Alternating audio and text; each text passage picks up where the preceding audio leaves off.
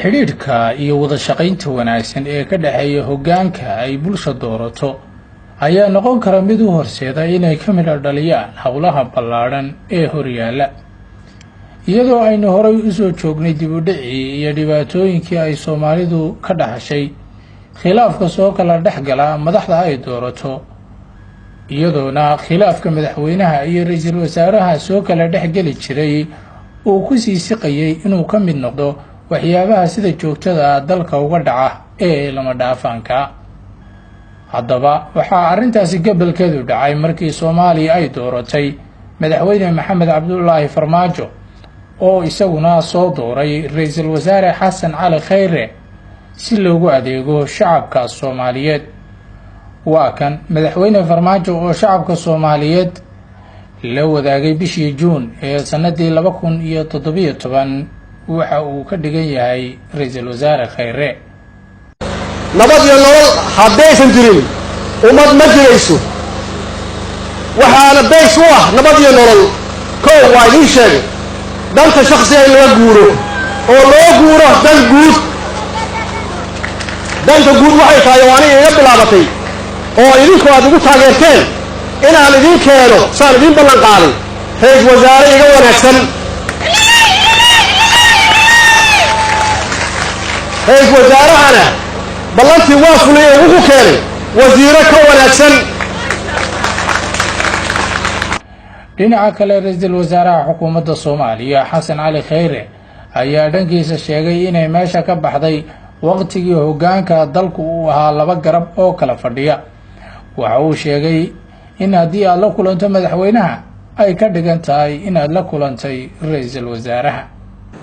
wala soo dhaafay waqtigii ay ahaan jirtay hadda ra'iisul wasaarahan ka tagay aan madaxweynaha soo dhageysto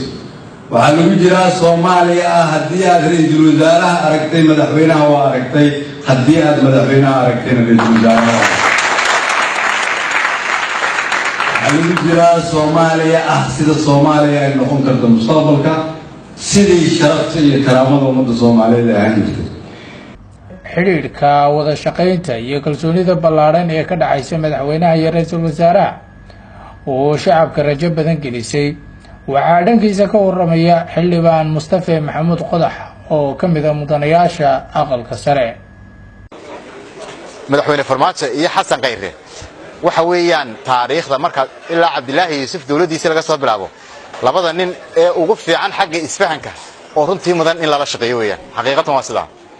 wixii kale ka qaldamaya waa bini'aadan hala sheego laakiin labada nin waxa weeye laba nin oo isfahansan isla jaan qaaday oo Farmaajo wuxuu ku guuleystay inuu ra'iisul wasaare firfircoon ay isna fahmi karaan inuu magacaabo baarlamaankuna waa saxiix waxa kale oo waliba Farmaajo ku guuleystay oo runtii ay tahay in loo qiro oo gobonimo ah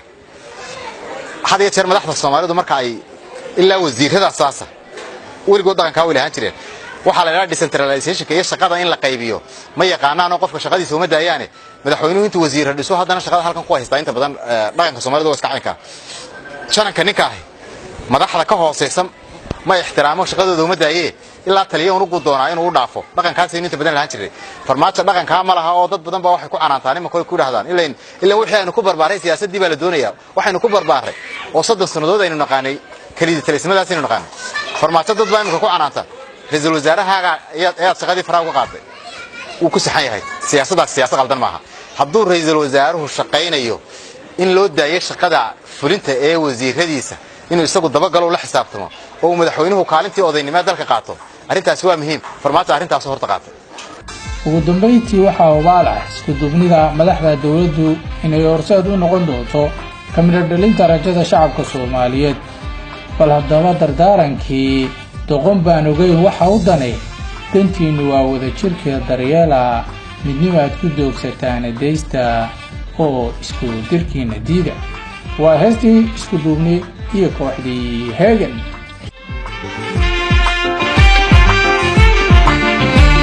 dantiinu waa wada jirka daryeela